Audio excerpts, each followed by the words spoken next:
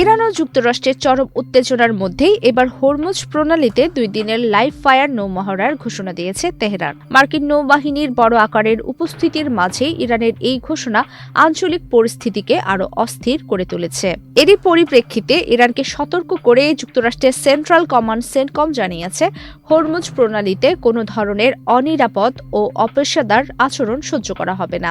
বিশেষ করে মার্কিন যুদ্ধজাহাজের উপর দিয়ে ড্রোন বা বিমান ওড়ানো কিংবা স্পিডবোট দিয়ে বিপজ্জনক পরিস্থিতি তৈরি করার বিষয়ে কঠোর বার্তা দিয়েছে ওয়াশিংটন। বর্তমানে ওই অঞ্চলে মার্কিন রণতরী ইউএসএস আব্রাহাম লিঙ্কন সহ একটি বিশাল নৌবহর অবস্থান করছে। একমাত্র স্মার্ট সিটি বসুন্ধরা, আধুনিকতায় এক ধাপ এগিয়ে। ইরানের প্রেসিডেন্ট মাসুদ পেজেশকিয়ান সাম্প্রতিক অস্থিরতার জন্য ডোনাল্ড ট্রাম্প, বেনিয়ামিন নেতানিয়াহু এবং ইউরোপীয় দেশগুলোকে দায়ী করেছেন। তিনি বলেন, তারা উস্কানি দিয়ে ইরানি জনগণের মধ্যে বিভেদ সৃষ্টির চেষ্টা করছে। ইরানের শীর্ষ নিরাপত্তা উপদেষ্টা আলী শামখানি জানিয়েছেন, যে কোনো আগ্রাসনের বিরুদ্ধে ইরান কার্যকর ও প্রতিরোধমূলক জবাব দেবে এবং তাদের পাল্টা হামলার পরিকল্পনা কেবল সমুদ্র সীমাতেই সীমাবদ্ধ থাকবে না।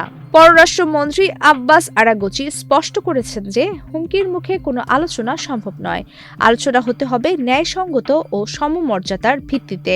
আঞ্চলিক দেশগুলোর ভয় হল একটি সীমিত আকারের মার্কিন হামলাও পুরো মধ্যপ্রাচ্যে বড় ধরনের যুদ্ধ ছড়িয়ে দিতে পারে।